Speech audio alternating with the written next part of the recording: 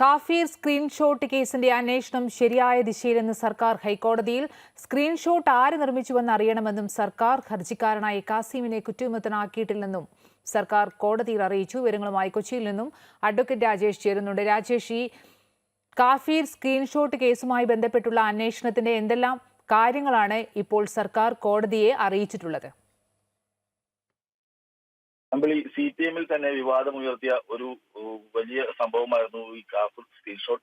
ഈ സ്ക്രീൻഷോട്ടിന്റെ അന്വേഷണം ശരിയായ ദിശയിൽ പറഞ്ഞാൽ ഒരിടത്തും എത്തിയിട്ടില്ല എന്നുള്ള ഒരു രീതിക്ക് തന്നെയാണ് സർക്കാർ ഇപ്പോഴും ഹൈക്കോടതിയിൽ മറുപടി പറയുന്നത്.